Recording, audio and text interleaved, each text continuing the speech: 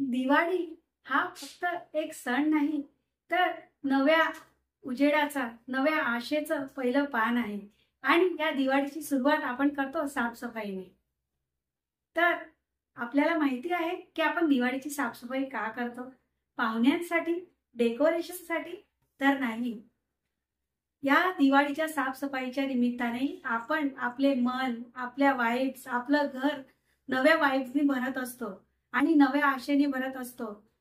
आपण जेव्हा तुटलेल्या वस्तू, तुटलेले खेळणी, घरातील खराब झालेल्या वस्तू जेव्हा घराच्या बाहेर काढत असतो, तेव्हा त्या वस्तूंबरोबर, त्या सामानाबरोबर आपल्या घरातील नेगेटिव्हिटी सुद्धा जात असते आणि पॉझिटिव्हिटी घरात येत असते. नमस्कार, मी वैशाली स्वागत करत आहे आजच्या आपल्या नवीन ब्लॉगमध्ये.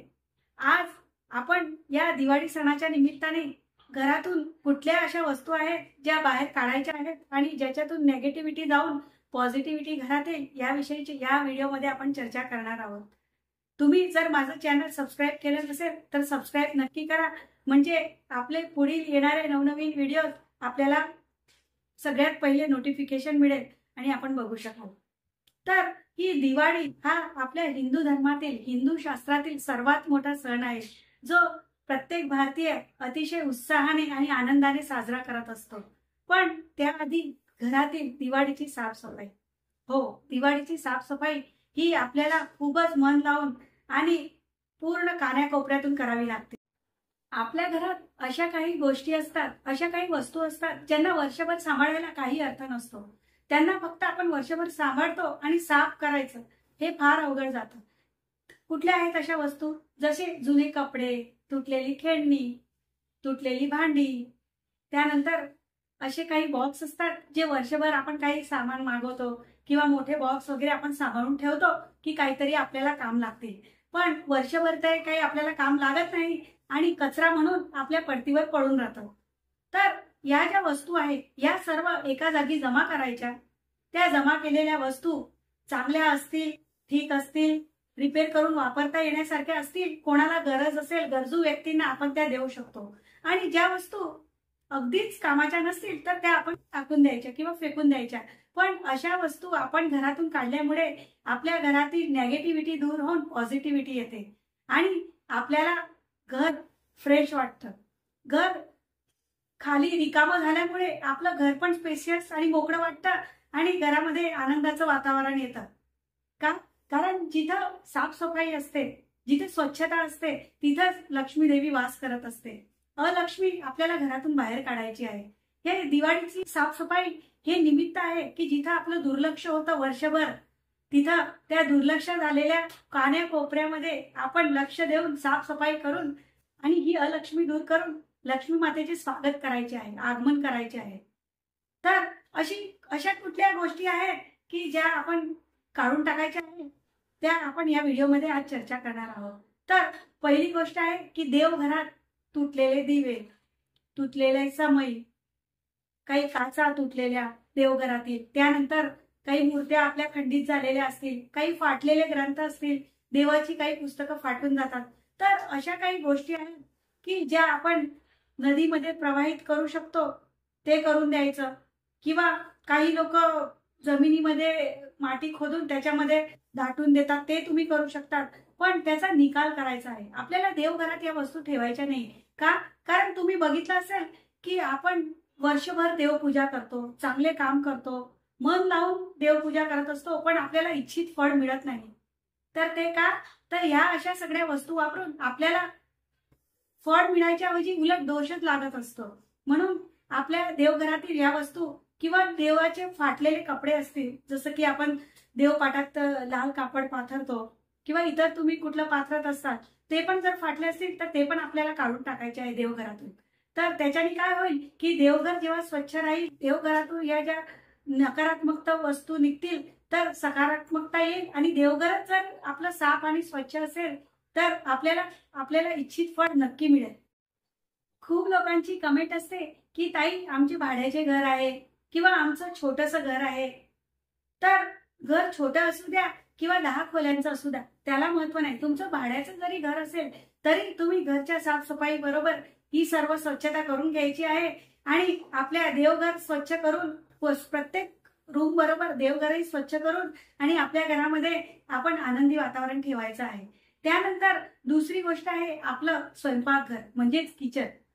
किचनमध्ये आपल्या बऱ्याच अशा गोष्टी असतात. आपण डीप क्लिनिंग तर करतोच किचनची, पण फ्रीजमध्ये वर्षभर सांभाळलेले लोणचे, जे काही लोक असतात जे 2-3 प्रकारचे लोणचे बनवतात, त्यापैकी एक प्रकारचं लोणचं खातात, बाकीचं पडून राहतं. तर असे बुरशी लागलेले लोणचे, काही चटण्या, त्यानंतर असे काही धान्य असतात आपल्या घरात ज्याला धनोर पडतात, किडे पडतात, असे खराब झालेले धनधान्य, लोणचे, चटण्या, भाज्या, खराब झालेल्या वस्तू ज्या आहेत ज्या किचनमध्ये स्वयंपाकघरात, त्या पण आपण फेकून द्यायचे. का? कारण किचनमध्ये सात्विकता असायला हवी. का? कारण तिथं आपण अन्न शिजवत असतो, ते अन्न आपण खात असतो.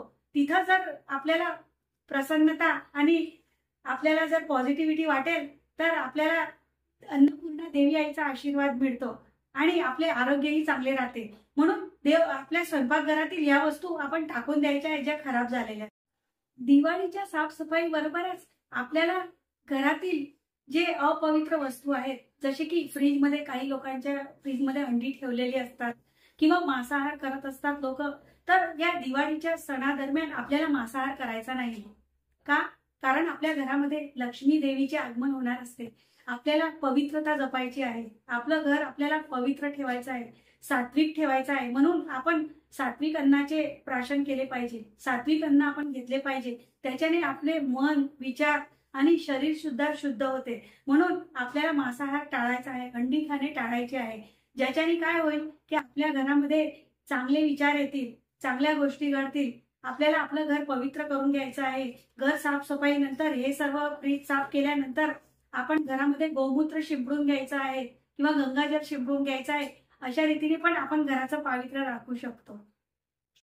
त्यानंतर आपल्या घरामध्ये काही तुटलेल्या कपबशा, तुटलेले भांडे, त्यानंतर काही आरसा वगैरे तुटला असेल आपल्या घरात, तर काही लोक तशा रीतीने वापरत असतात.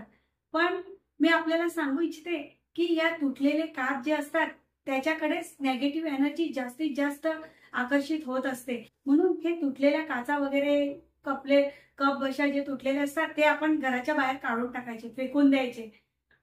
त्यानंतर आपला मुख्य दरवाजा जो आहे, मेन डोर, त्याला आपण स्वच्छ करून घ्यायचा आहे.